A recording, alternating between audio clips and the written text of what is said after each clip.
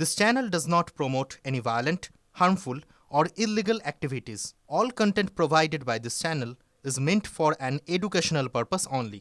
ওকে বললেন যে সিঙ্গুরটা নিয়ে তো উনি কিছু বললেন না। আরে বুঝুন, প্রত্যেকটা কথাকে শুনুন।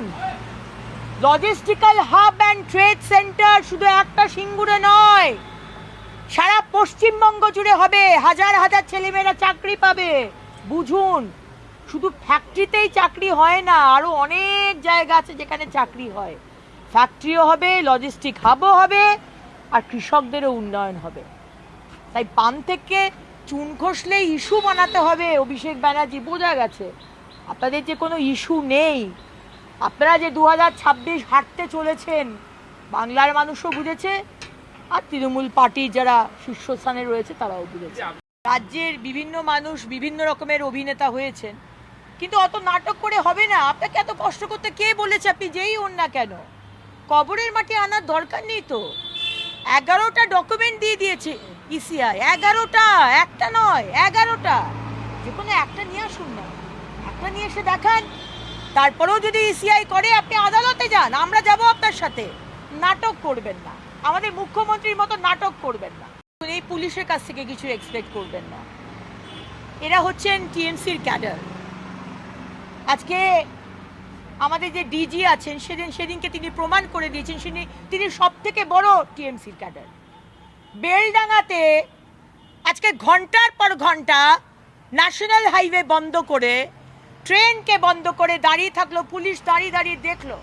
আর আমাদের মুখ্যমন্ত্রী বাংলা নিজের মেয়েকে চায়, যিনি বলেন, তিনি কি বললেন? শুক্রবার দিন ওনাদের একটু সেন্টিমেন্টের ব্যাপার।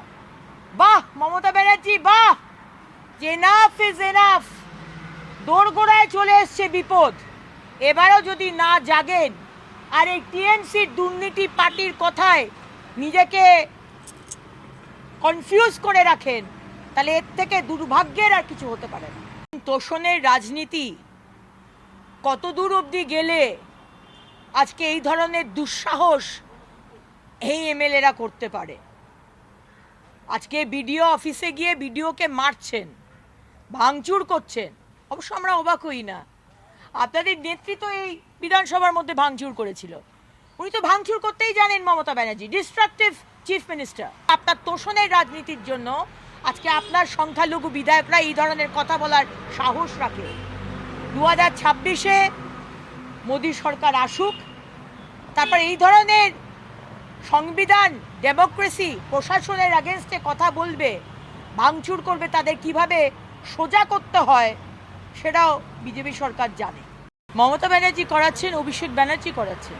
আপনারা যা চেয়েছিলেন গতকাল সুপ্রিম কোর্ট তারা আদেশ দিয়ে দিলেন। এখন যা যা ডিসক্রিপেন্সি আছে সেই নামগুলো ডিসপ্লে করতে হবে, কেন কারণ জানাতে হবে, BLA 2 ভেতরে ঢুকতে পারবে। তাহলে এরপরেও অভিষেক ব্যানার্জি, মমতা ব্যানার্জি জায়গায় জায়গায় অশান্তি হচ্ছে কেন? কেন আগুন জ্বলছে?